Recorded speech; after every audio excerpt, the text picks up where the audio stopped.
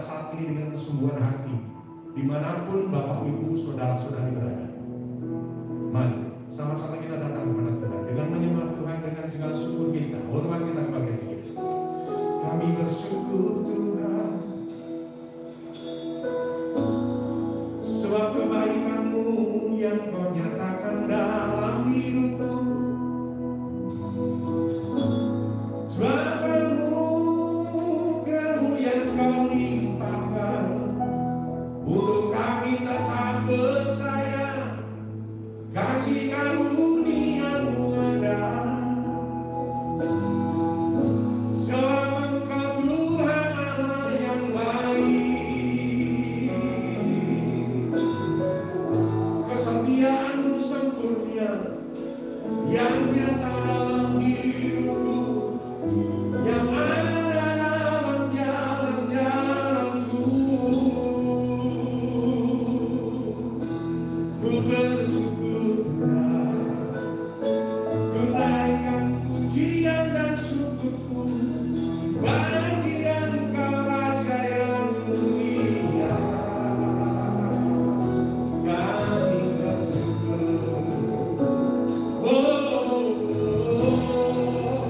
kami bersyukur, kami bersyukur buat anugerah-Mu yang besar di dalam hidup.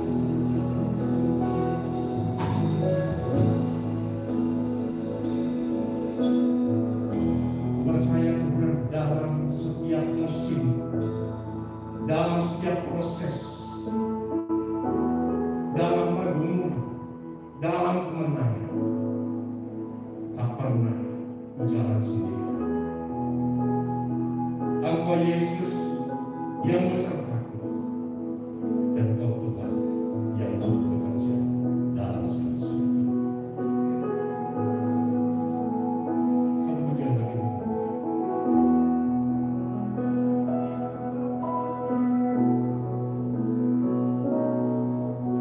Dalam setiap musim, dalam setiap proses, tak pernah ku jalan sendiri.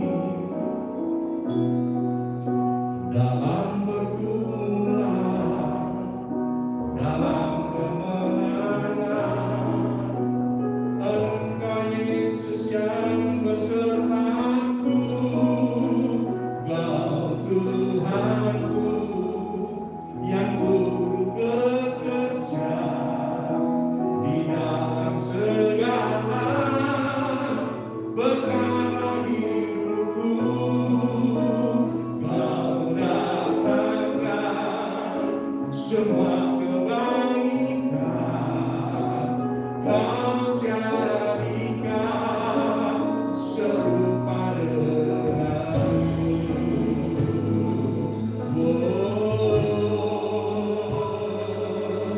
Ku percaya bersama dalam setiap musim, dalam setiap proses, tak pernah jalan sendiri. Dalam pergumulan, dalam kemenangan, Engkau Yesus yang besertaku. Yang turut bekerja di dalam segala perkara hidupku. Kau datangkan semua kebaikan, Kau jadikan serupa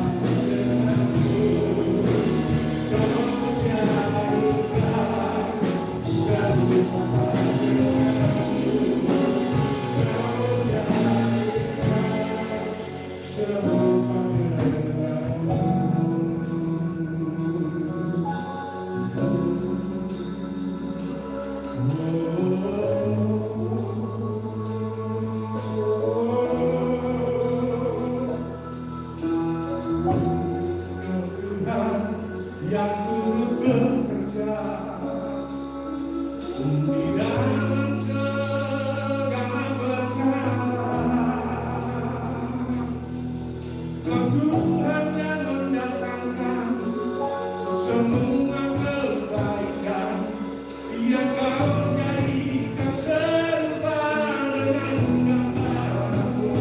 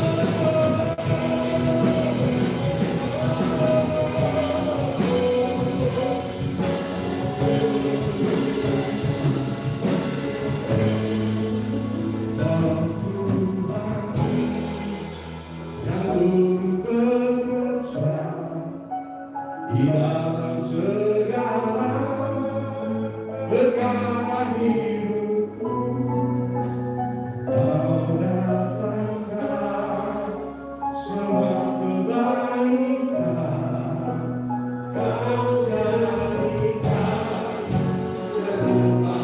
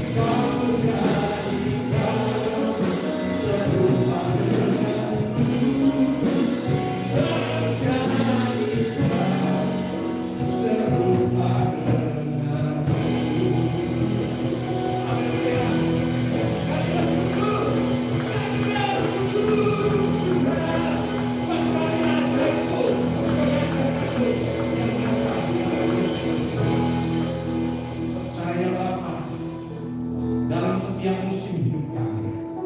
Engkau tidak pernah meninggalkan. Engkau selalu beserta dalam hidup kami. Dalam keadaan apapun juga, kami percaya pada saat kami datang beribadah, pada saat kami ada dalam lingkaran kasih penumbuhan, maka kekuatan baru Kau beribadah. Setiap kami yang mengikuti ibadah ini Tuhan, yang lemah dikuatkan, yang bimbang diteguhkan, yang susah diteguhkan, yang sakit Tuhan sembuhkan, dan yang terikat Tuhan bebaskan, menangani daripada Tuhan senantiasa dan selalu ada dalam hidup kami. Dan kami percaya diberkatilah orang yang beribadah kepada Tuhan Allah dan Saudara. Terima kasih, hormat syukur kami padamu di dalam nama Yesus Kristus Tuhan. Setiap kita yang percaya kata bersama.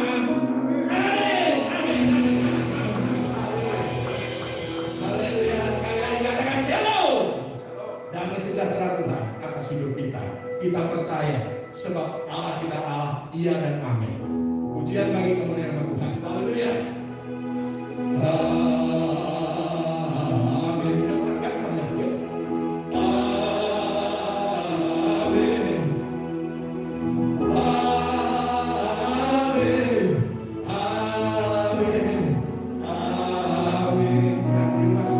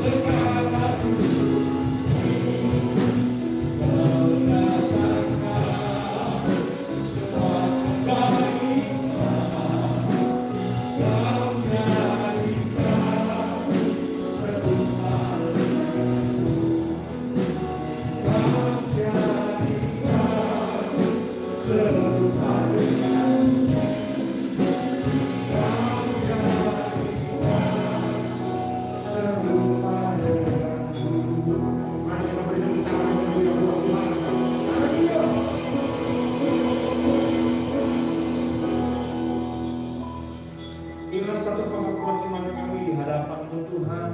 Kami percaya Allah bekerja dalam segala keadaan untuk membawa kebaikan bagi kami. Orang-orang yang mengasihi Tuhan, orang-orang yang menaruh kepercayaan dan pengharapan hanya kepada nama Yesus. Kami percaya ketekunan kami akan menghasilkan buah yang matang, sehingga itu akan menjadikan kami menjadi pribadi yang utuh, sempurna, dan tak kekurangan apapun. Kami mencapai kedewasaan penuh menjadi serupa dengan Kristus. Oleh karena itu mari Roh Kudus berfirmanlah bagi kami, nyatakan kehendak-Mu bagi kami. Pagi hari ini kami siap diberkati oleh firman-Mu. Roh Kudus jamah setiap hati kami, lembutkan hati kami menjadi tanah hati yang baik, tanah hati yang siap ditaburi benih-benih firman-Mu. Roh Kudus urapi dan kuasai hamba-Mu, jadikan hamba-Mu sebagai alat-Mu yang efektif di tangan-Mu. Biar kami boleh sungguh-sungguh pagi hari ini dilawat dan diberkati oleh Tuhan. Dalam nama Tuhan Yesus Kristus, semua kita yang siap belajar firman Tuhan katakan amin. Yuk sekali lagi kita kasih tepuk tangan yang meriah untuk Tuhan. Haleluya. Mari saudaraku silakan duduk. Puji Tuhan. Sekali lagi jemaat Tuhan katakan shalom. Saya percaya kasih karunia Tuhan, penyertaan Tuhan selalu ada buat kita. Amin. Mari saudara kita akan buka Alkitab kita bersama-sama di dalam kitab 1 Raja-Raja pasal 19 di dalam Perjanjian Lama. 1 Raja-Raja 19 kita akan baca dari ayat yang pertama sampai ayat yang ke-4 saja ya. Oke. 1 Raja-Raja pasal 19 ayat yang pertama sampai ayat yang keempat dengan perikop Elia di Gunung Horeb. Ketika Ahab memberitahukan kepada Isabel segala yang dilakukan Elia dan perihal Elia membunuh semua nabi itu dengan pedang, maka Isabel menyuruh seorang suluan mengatakan kepada Elia, beginilah kiranya para Allah menghukum aku, bahkan lebih lagi daripada itu, jika besok kira-kira pada waktu ini aku tidak membuat nyawamu sama seperti nyawa salah seorang dari mereka itu. Maka takutlah ia lalu bangkit dan pergi menyelamatkan nyawanya. Dan setelah sampai Beersheba yang termasuk wilayah Yehuda, ia meninggalkan bujangnya di sana. Ayat 4 saudaraku, tetapi ia sendiri masuk ke padang gurun sehari perjalanan jauhnya, lalu duduk di bawah sebuah pohon ara. Kemudian ia ingin mati, katanya, cukuplah itu, sekarang ya Tuhan, ambillah nyawaku, sebab aku ini tidak lebih baik daripada nenek moyangku. Haleluya. Saudara, kisah ini menceritakan seorang nabi besar yang begitu dahsyat, yang begitu spektakuler dalam pelayanan yang dipercayakan Allah kepadanya. Seorang nabi yang bernama Elia. Dialah nabi yang berdoa kepada Allah untuk supaya hujan tidak turun ke atas muka bumi ini. Maka hujan tidak turun selama 3 tahun dan 6 bulan. Ketika dia berdoa supaya hujan turun, maka Tuhan menurunkan hujan bagi Israel karena doa Elia. Elia juga yang dipelihara oleh Tuhan sementara mereka sedang mengalami kekeringan. Elia hidup dari pemeliharaan Tuhan.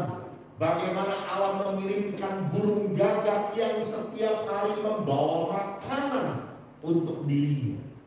Ini sesuatu hal yang luar biasa saudaraku ya. Burung gagak itu terkenal burung yang rakus.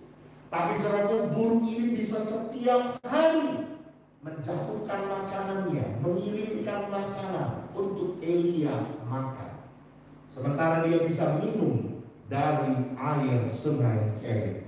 Ya. Elia juga saudaraku yang membuat tepung dalam tempayan dan minyak dalam botol buli-buli itu tidak pernah habis yang dimiliki oleh janda di Sarfat sampai musim kekeringan berlalu.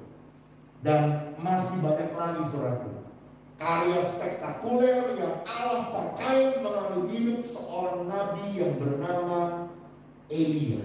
Bahkan saudaraku, sebelum kisah ini, di dalam pasal yang sebelumnya mengisahkan bagaimana keperkasaan Elia yang mengalahkan 450 nabi Baal dan 400 nabi Asyera. Dia mengalahkannya, bahkan dia membunuh semua nabi-nabi itu hanya seorang diri. Saudara, tetapi kalau kita baca saudara pada ayat yang keempat, ternyata seorang nabi yang sebesar Elia, seorang nabi yang sekaliber Elia sekalipun, bisa merasakan, bisa mengalami satu keadaan kelelahan, satu keadaan hampir putus asa, bahkan dia minta untuk mati kepada Tuhan.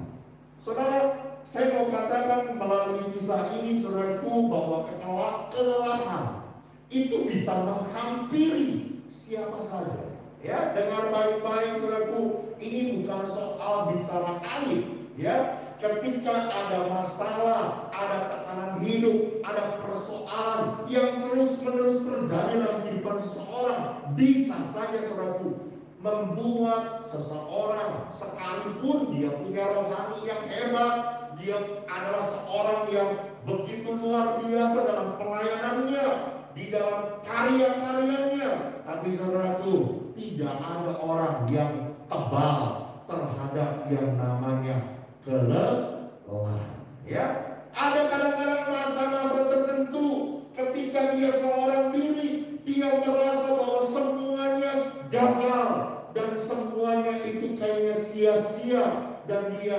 rasa bahwa dia ingin mati saja.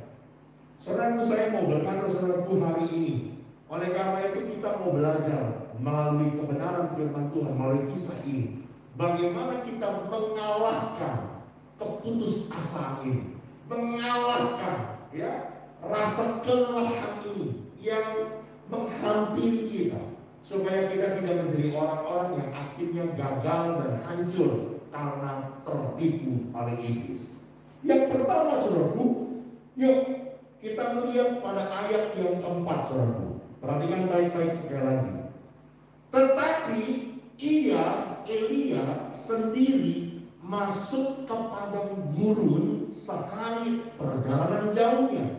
Lalu ia duduk di bawah sebuah pohon ara. Kemudian ia ingin mati. Katanya, cukuplah itu. Sekarang ya Tuhan, ambillah nyawaku, sebab aku ini tidak lebih baik daripada nenek moyangku.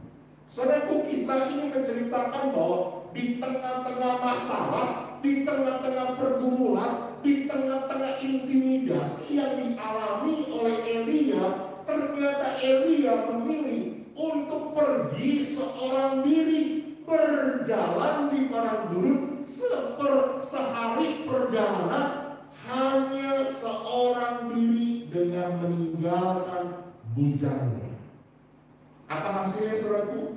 Hasilnya Elia mengalami sebuah keadaan kelelahan dan dia akhirnya mengalami keputusasaan dan memilih untuk mau mati. Hal yang pertama yang saya jumpai saudaraku, bagaimana kita bisa menjadi pribadi yang mampu untuk mengalahkan keputusasaan, mengalahkan rasa kelelahan yang menghampiri kita. Ketika kita memiliki komunitas yang mendukung. Dengar baik-baik saudaraku. Miliki komunitas, miliki rekan-rekan, miliki kebersamaan dengan orang-orang yang mendukung kita, orang-orang yang mensupport kita, orang-orang yang menopang kita, bahkan orang-orang yang mau menasihati kita.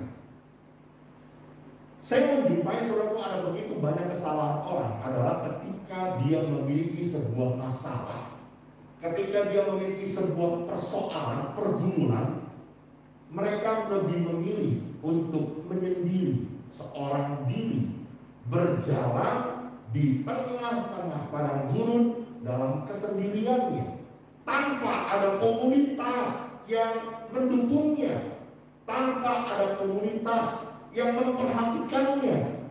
Makanya saudaraku tidak aneh, sama kejadiannya seperti Elia. Mereka akan mengalami kelelahan dan pada akhirnya mereka mengalami keputusasaan. Saya mau berkata hari ini saudaraku, miliki komunitas yang mendukung kita. Waktu kita menghadapi persoalan, tekanan, masalah, sehingga kita ketika merasa mulai lelah, ada orang-orang yang mulai menopang kita, ada orang-orang yang mulai mendukung kita, ada orang-orang yang mensupport kita. Saya jadi teringat saudaraku, satu ketika orang-orang Israel yang memimpin di bawah kepemimpinan Musa, saudaraku, berperang melawan orang-orang Amalek. Sementara Musa naik ke atas bukit untuk berdoa kepada Allah, ketika dia menaikkan tangannya, maka orang Israel menang. Tapi saudaraku, waktu Musa mulai turun tangan, Israel kalah. Saudaraku, akhirnya terpaksa Musa harus terus angkat tangannya. Tetapi saudaraku, ketika dia mulai pengat, ketika dia sudah mulai lelah, saudaraku, bersyukur pada saat itu saudaraku, Musa tidak naik seorang diri. Musa didampingi oleh Harun dan Hur. Sementara waktu Musa mulai lelah, waktu Musa mulai pengat, tangannya sudah mulai terjuntai ke bawah, menjatuh saudaraku, maka ada tangan Harun, ada tangan Hur yang menopang tangan Musa. Firman Tuhan bercerita saudaraku, bahwa sampai matahari terbenam, tangan Musa tetap terangkat. Kenapa? Karena ada rekan-rekannya, karena ada komunitasnya yang mendukung, yang membuat dia tetap bertahan untuk tetap mengangkat tangannya dan membawa kemenangan bagi Israel. Amin, saudaraku. Bahkan saudaraku, mungkin saudara akan berkata bahwa Pak, ini persoalannya berbeda. Saya merasa bahwa rekan-rekan saya, teman-teman saya tidak akan pernah mungkin bisa menolong saya dalam persoalan ini. Mereka tidak mengerti, mereka tidak paham tentang soal ini. Oke, baik, saudaraku. Tapi saya mau berkata, saudaraku, waktu saudara memiliki komunitas yang mendukung, waktu saudara memiliki sebuah kelompok yang mensupport saudara, minimal, saudaraku, saya mau katakan, saudara, ada orang-orang yang berdoa buat saudara, ya. Dan saudara jangan berpikir bahwa apa hanya bisa dukung doa, apa gunanya? Oh, jangan anggap remeh, saudaraku, ya. Saudaraku, Alkitab pernah menceritakan bagaimana ketika ada seorang lumpuh yang sudah lama sekali mengalami keberadaannya dalam kelumpuhannya, sehingga membuat dia apatis, membuat dia menjadi orang yang sudah tidak lagi punya pengharapan. Tapi saudaraku bersyukur ada rekan-rekannya, ada komunitasnya, ada orang-orang yang begitu mensupportnya, sehingga orang yang lumpuh ini saudaraku digotong, saudaraku, dibawa kepada Yesus. Dan ketika saudaraku mereka datang menjumpai Yesus, ternyata ada begitu banyak orang yang menutupi pintu rumah itu sehingga mereka tidak bisa masuk. Tetapi sekali lagi saudaraku, bersyukur karena ada rekan-rekannya, karena ada komunitasnya yang mengusahakan supaya orang ini bisa berjumpa dengan Yesus. Maka mereka membobol atap rumah itu dan menurunkan orang yang lumpuh itu di depan Yesus. Dan Tuhan Yesus berkata, saudaraku, karena iman mereka, karena iman rekan-rekannya, maka orang yang lumpuh itu menjadi sembuh. Saya mau berkata saudaraku sekali lagi, support dari orang-orang di sekitar kita, support, dukungan dari komunitas kita, itu menjadi sesuatu yang sangat penting. Karena itu saudaraku, di masa-masa pandemi ini, di masa-masa yang sukar ini saudaraku, saya mau berkata jangan jauhkan dirimu dari komunitasmu. Ya, kita masih tetap memiliki komunitas sekalipun kita tidak bisa berjumpa secara langsung, tidak bisa berkomunitas secara langsung, tapi kita masih bisa berkomunikasi melalui media-media sosial yang hari-hari ini ada. Masih ada saudaraku, kita berfellowship bersama melalui Zoom, yang bisa saudara curahkan perasaan saudara, sampaikan apa yang saudara alami, dan kami hamba-hamba Tuhan saudaraku akan siap untuk mendukung saudara, berdoa buat saudara. Dan saya percaya ketika saudara memiliki komunitas yang mendukung, membuat saudara akan tetap kuat menjalani semua tantangan yang harus dihadapi. Haleluya. Selanjutnya saudaraku, kalau saudara perhatikan baik-baik, pada ayat yang ke-14 dari ayat 10 dulu saudaraku.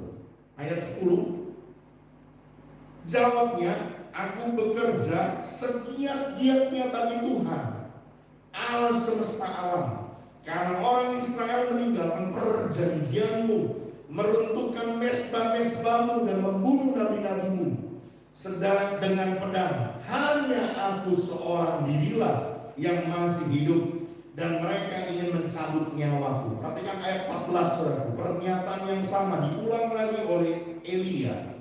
Jawabnya, aku bekerja segiat-giatnya bagi Tuhan, Allah semesta alam, karena orang Israel meninggalkan perjanjianmu, meruntuhkan mesbah-mesbahmu dan membunuh nabi-nabimu dengan pedang. Hanya aku seorang dirilah yang masih hidup, dan mereka ingin mencabut nyawaku. Saudaraku, saya melihat Elia merasa bahwa hanya dia yang masih setia, hanya dia yang masih melayani Tuhan, hanya dia yang masih menyembah Tuhan. Sementara nabi-nabi yang lain sudah mati dibunuh. Bahkan ada begitu banyak orang-orang Israel yang sudah meninggalkan Tuhan.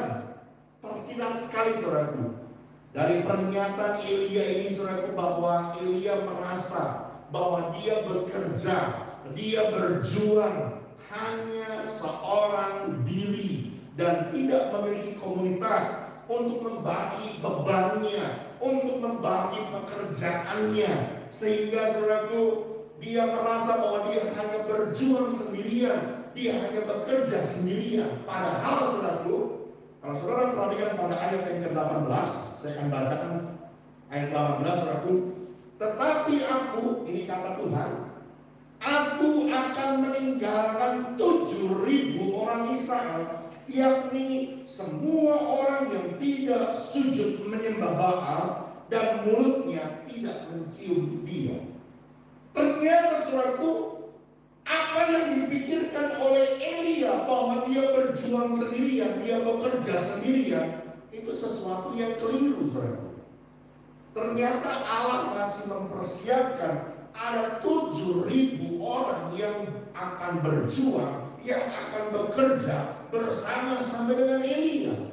Saya mau katakan saudaraku, ini yang menjadi persoalan. Ketika kita tidak memiliki komunitas, maka kita merasa bahwa kita sedang bekerja, kita sedang berjuang, kita sedang berusaha sendirian.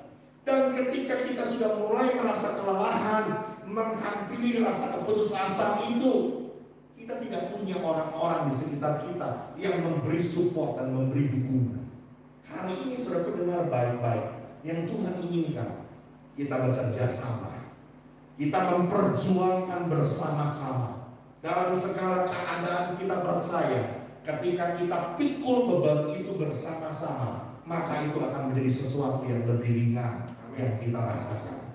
Karena itu sekali lagi saudara, bagaimana kita merasa ketika kita merasakan kelelahan, ketika rasa keputusasaan itu mulai menghampiri kita, dan ini bisa menghampiri semua orang, bahkan termasuk kepada orang-orang yang hebat, orang-orang yang besar, orang-orang mungkin yang terkemuka, yang terpandang, orang-orang yang dianggap pelayanannya sudah luar biasa, bisa saja saudaraku mereka mengalami kelelahan. Karena itu saudaraku, yang pertama, miliki komunitas yang mendukung kita. Miliki rekan-rekan kerja, orang-orang di sekitar kita yang memberi support, yang memberi dukungan, bahkan saudaraku, yang memberi nasihat, pandangan kepada kita, sehingga kita menjadi pribadi yang tetap kuat menghadapi segala tantangan hidup ini. Amin, saudaraku. Saudaraku, yang kedua yang saya jumpai dari kebenaran firman Tuhan, kita kembali pada ayat yang ke-10 dan 14 tadi. Sekali lagi saudaraku, saya akan bacakan pada ayat 14. Firman Tuhan berkata begini, jawabnya, aku bekerja segiat-giatnya bagi Tuhan Allah semesta alam, karena orang Israel meninggalkan perjanjianmu, meruntuhkan mezbah-mezbahmu, dan membunuh nabi-nabimu dengan pedang. Hanya aku seorang dirilah yang masih hidup, dan mereka ingin mencabut nyawaku. Saudaraku, seperti yang saya katakan tadi, saudaraku, Elia merasa bahwa dia berjuang sendiri, dan dia merasa bahwa dia sudah gagal. Kenapa saudaraku? Karena sekalipun orang-orang Israel melihat karya pelayanan Elia yang begitu dahsyat, yang begitu luar biasa, namun toh tidak membawa hati mereka berbalik kepada Tuhan. Elia merasa terjebak di dalam sebuah perasaan dia gagal. Kenapa saudaraku? Karena dia membangun sebuah pelayanan, mengerjakan sebuah pekerjaan, itu semua berpusat kepada dirinya sendiri. Dia merasa bahwa keberhasilannya itu adalah keberhasilan bagi dirinya. Keberhasilan pelayanannya, keberhasilan pekerjaannya itu bagi dirinya sendiri.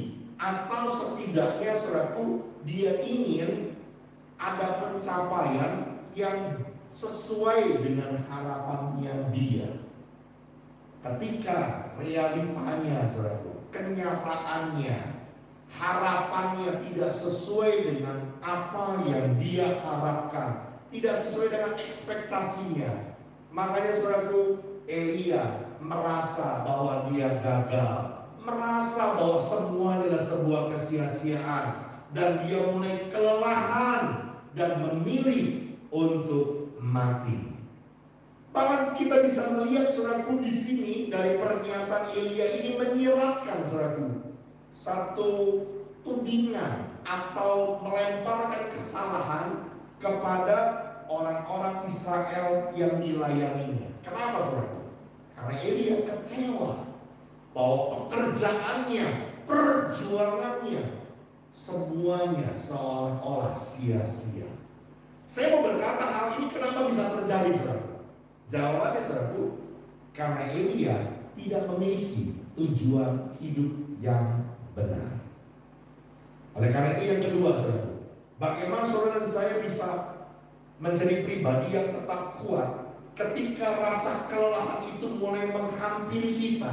Kita tetap tegar, kita tetap kuat, tetap bekerja, tetap melayani, tetap berkarya di dalam Tuhan, memiliki tujuan hidup yang benar. Saudara, kita Efesus pasal 2 ayat yang ke-10 berkata, karena kita ini buatan Allah, diciptakan dalam Kristus Yesus untuk melakukan pekerjaan baik yang dipersiapkan Allah sebelumnya. Ia mau supaya kita hidup di dalamnya. Perhatikan baik-baik saudaraku.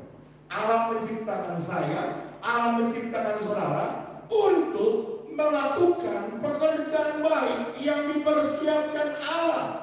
Saudaraku, kalau orang mengerti betul tentang tujuan hidupnya, bahwa dia hanya bertujuan melakukan kehendak Tuhan, menyelesaikan pekerjaan yang dipersiapkan Allah, maka dia tidak mengejar kepada hasil. Dengar baik-baik saudara ya. Orang yang mengerti tentang tujuan hidupnya, dia tidak akan mengejar tentang hasil, tapi dia akan mengejar tentang kebenaran. Dia akan berprioritas, berorientasi untuk melakukan kehendak Tuhan, untuk menyelesaikan kehendak Bapa di dalam hidupnya. Amin. Saudaraku, bisa dipahami?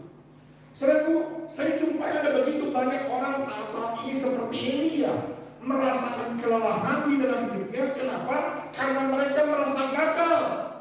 Apa yang dia usahakan, apa yang dia kerjakan ternyata tidak seperti apa yang dia harapkan.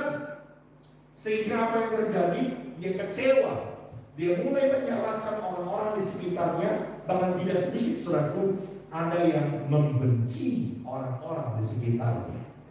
Ya, saudaraku, orang seperti ini, saudaraku, akan memikul bebannya sendiri, sehingga mereka akan menjadi orang-orang yang kelelahan.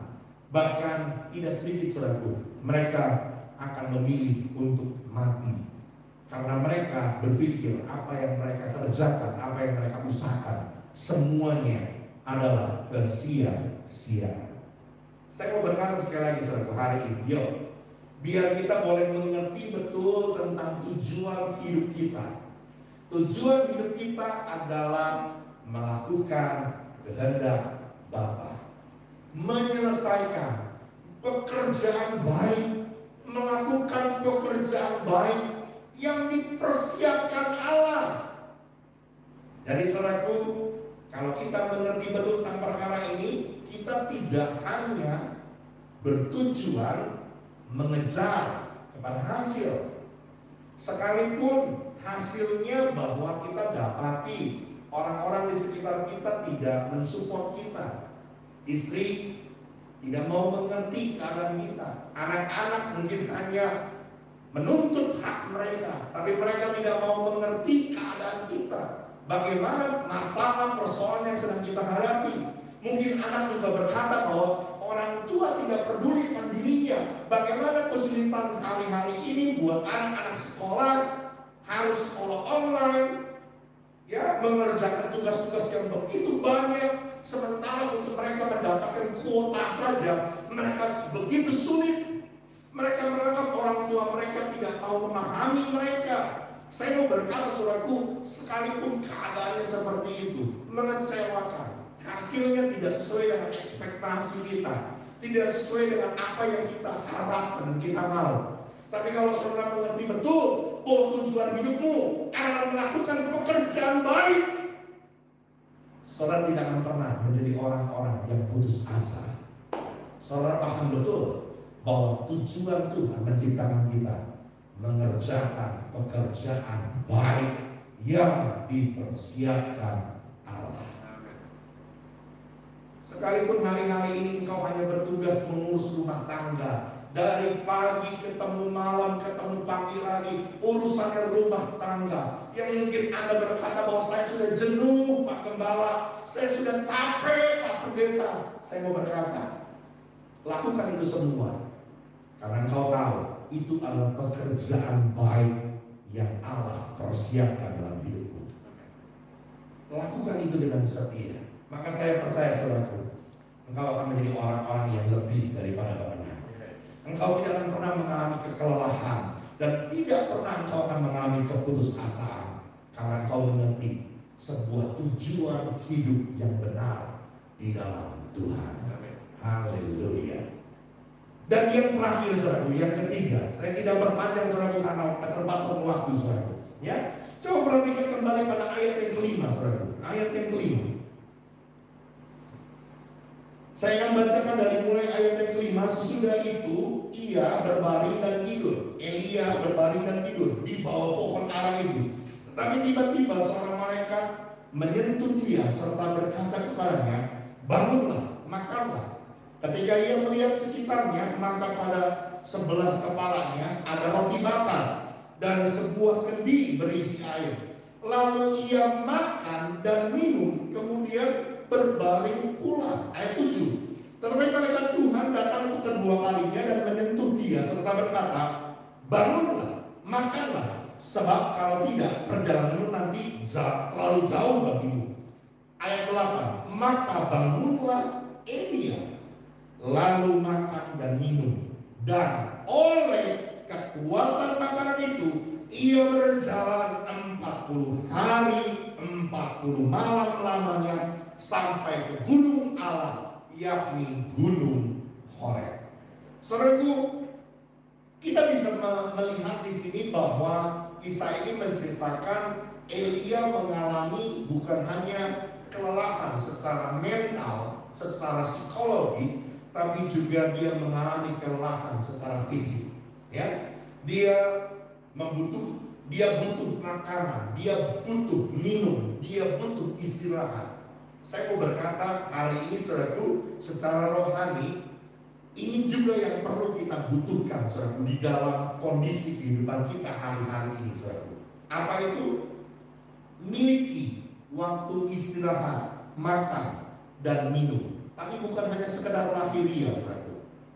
Makan, minum, istirahat secara rohani di dalam Tuhan. Saudara pasti sudah mengenal istilah kata rit, ya. Istirahat di dalam Tuhan, bersama dengan Tuhan, menyediakan waktu bersekutu dengan Tuhan, makan dan minum. Kalau kisah ini menceritakan saudaraku tentang roti dan air, ini melambangkan tentang pribadi Yesus Kristus sebagai roti hidup dan air hidup yang membawa kesegaran, yang membawa pemulihan dalam kehidupan kita. Saya percaya saudaraku, orang-orang yang memiliki sebuah persekutuan dengan Tuhan, dia makan firman setiap hari, karena Yesus adalah firman yang hidup. Firman itu bersama-sama dengan Allah, dan firman itu adalah Allah. Firman itu telah menjadi manusia. Siapa? Yesus. Kalau kita makan pribadi Yesus melalui firman Tuhan, setiap hari ada persekutuan, ada waktu istirahat bersama dengan Tuhan. Setiap hari. Saya terlalu percaya saudaraku, saudara dan saya tidak pernah mengalami yang namanya kelelahan. Saudara tidak akan pernah mengalami keputusan dan lalu berkata bahwa lebih baik saya mati saja. Enggak, saudara. Karena saudara akan menjadi pribadi yang tetap dikuatkan. Karena itu saudaraku, saya mau berkata hari ini dengan baik firman Tuhan. Di tengah-tengah masa pandemi ini, di tengah-tengah masa sukar ini, saudara harus lebih banyak istirahat, makan dan minum di dalam Tuhan setiap hari. Kalau saudara berkata, saya sudah lakukan itu Pak Pendeta, saya sudah lakukan itu Pak Gembala, saya mau berkata, saudara harus punya lebih banyak waktu lagi untuk istirahat, makan dan minum di dalam Tuhan. Karena itu adalah sumber kekuatan kita. Perhatikan ayat ini saudara, kisah ini. Karena kekuatan dari makanan dan minuman itu membuat Elia sanggup berjalan 40 hari 40 malam mencapai ke gunung Horeb, yakni gunung Tuhan. Saya mau berkata saudara, itu orang yang mampu lakukan hal ini saudara. Di dalam Alkitab hanya tercatat 3 orang. Siapa dia? Yang pertama Musa, ya. Musa di atas gunung Sinai. Gunung Sinai ini sama dengan gunung Horeb saudara, ya. Dia berjumpa dengan Allah 40 hari dan 40 malam, dia tidak makan dan tidak minum, sampai dia membawa 2 loh batu yang berisi 10 hukum Taurat. Orang yang kedua siapa? Tuhan Yesus Kristus. Ya, dia tidak makan tidak minum selama 40 hari 40 malam. Dan orang ketiga adalah Elia sendiri. Dan sesuatu yang menarik saudara, waktu Tuhan Yesus dipermuliakan di atas bukit saudara, ketiga pribadi ini muncul.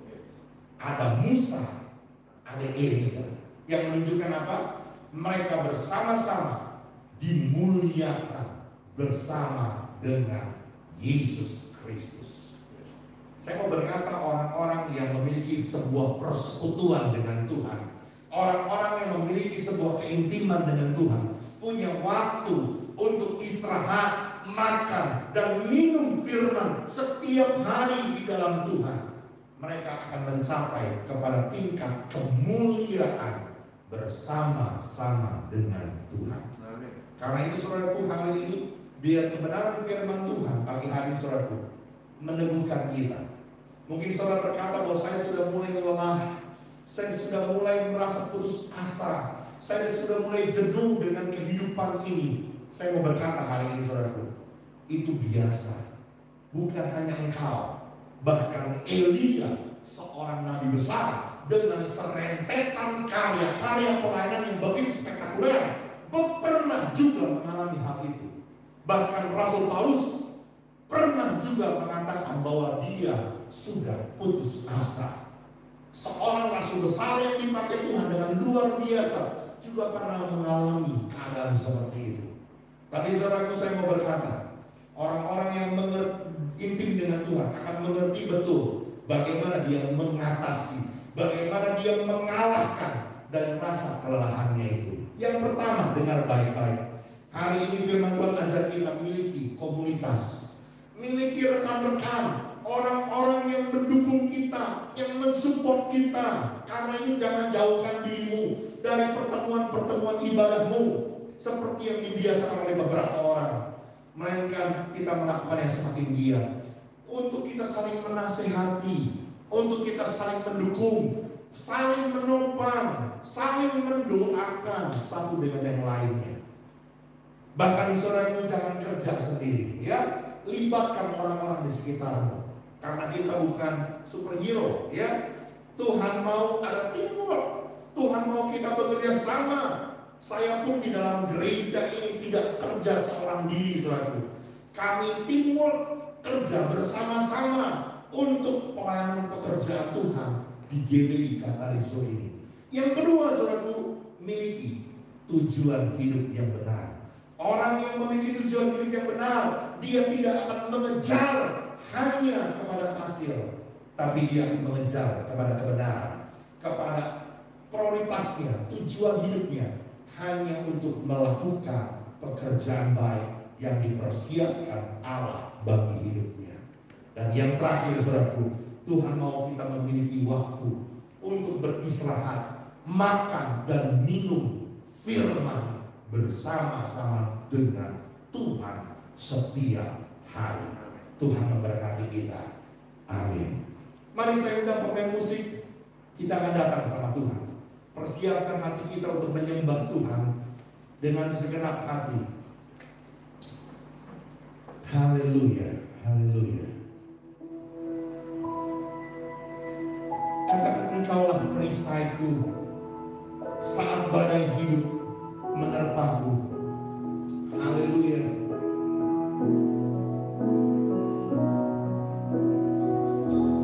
Engkaulah perisaiku saat badai hidup menerpaku. Janjimu di dalamku, katakan, pulihkan jiwaku, pulihkan jiwaku. Yang berdiri, ku kan berdiri di tengah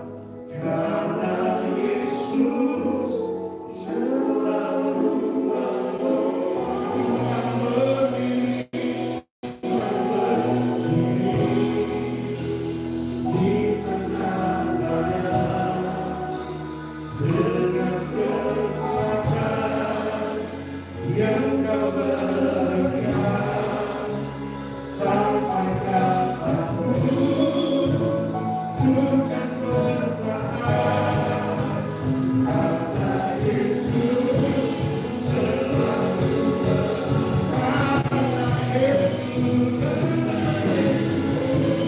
selalu bertahan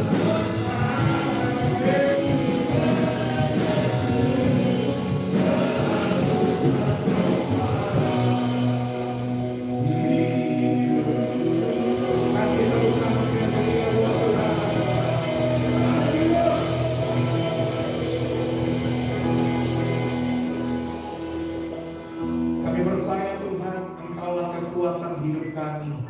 Di saat badai yang menerpa hidup kami, kami akan tetap teguh berdiri. Kami akan tetap kuat. Kami akan tetap menjalani kehidupan kami dengan penuh semangat dan antusias.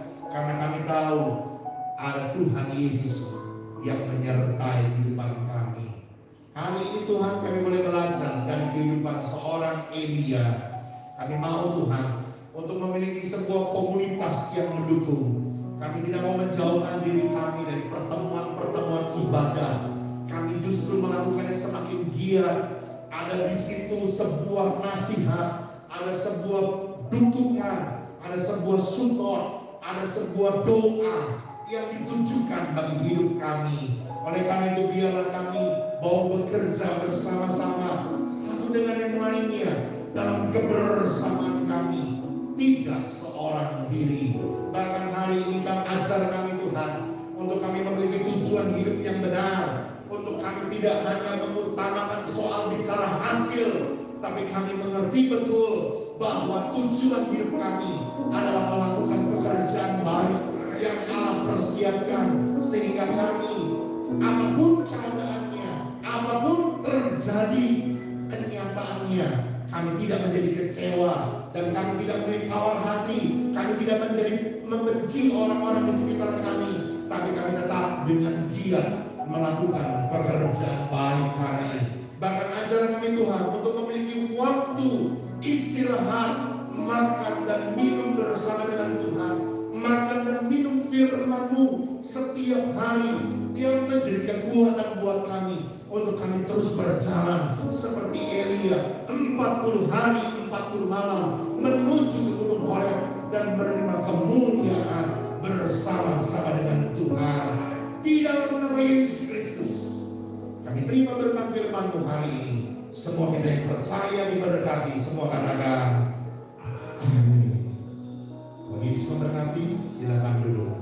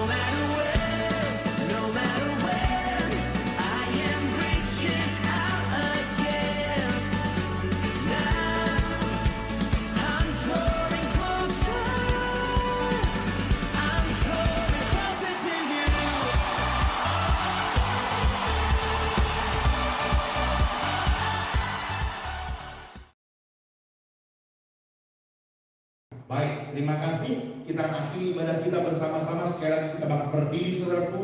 Kita akan bersatu di dalam doa.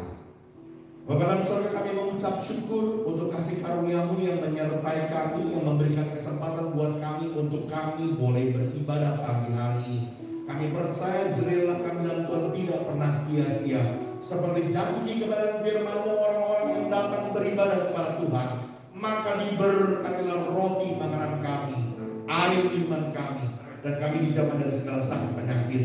Kami percaya berkat Allah mengalir buat setiap kehidupan kami, terlebih lagi buat setiap hamba-hamba-Mu, anak-anak-Mu, para pelayan-pelayan-Mu Tuhan yang hari ini terlibat di dalam peran pekerjaan Tuhan. Apapun yang kami perbuat, yang kami kerjakan buat Tuhan, kami percaya Tuhan memberkati. Berlimpah-limpah kasih Allah, anugerah berkat Allah dalam kehidupan kami, bahwa kami tetap setia Tuhan untuk terus melayani Tuhan. Kami berdoa Tuhan secara khusus dengan bersuka cita buat saudara-saudara kami yang Tuhan sudah tambahkan usia dalam minggu ini. Kami berdoa buat Ibu Hevi Teresia, buat Bapak David Christian, buat Ibu Ani, buat Ibu Endri.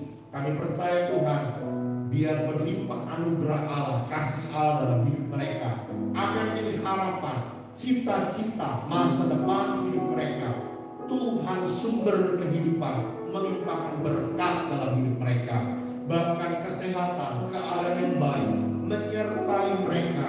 Tuhan yang memagari dan membungkus dengan perlindungan Allah, supaya keadaan mereka baik adanya. Kami berdoa mereka tambah usia, bertambah cinta Tuhan, tambah hidup berkenan, dan semakin hidup memuliakan nama Tuhan. Kami berdoa Tuhan, mengucap syukur buat dari keluarga besar Andi Sandel dan Elisa Natalia yang Tuhan sudah persatukan menjadi sebuah keluarga yang baru di dalam pemberkatan pernikahan kudus yang dilakukan kemarin. Tuhan berkati pasangan muda ini Tuhan, untuk menjadi pasangan yang berbahagia di dalam berkat Tuhan. Terima kasih Tuhan, kami menyerahkan gereja kami GBI Katalizo dalam pimpinan Roh Tuhan. Mari Roh Kudus Engkau memberkati pekerjaan di tempat ini. Biarlah Tuhan sendiri yang menolong di tengah-tengah masa-masa pandemi ini Tuhan, ketika kami tidak bisa melakukan ibadah secara langsung. Kami percaya Tuhan terus akan memberkati gereja kami, pelayan pekerjaan Tuhan di tempat ini, dan semakin banyak jiwa yang dimenangkan, banyak jiwa yang diteguhkan di dalam Tuhan. Terima kasih Tuhan, kami berdoa secara khusus juga Tuhan buat bangsa negara kami Indonesia. Kami umat-Mu bersatu hati memohon anugerah-Mu, kasih-Mu Tuhan buat Indonesia. Hanya pertolongan-Mu Tuhan yang dapat menyelamatkan Indonesia di tengah-tengah pandemi COVID-19 yang semakin meningkat hari-hari ini Tuhan. Kami mohon pertolongan-Mu supaya benar-benar Tuhan, benar penanganan pandemi COVID-19 di Indonesia bisa tertangani dengan baik.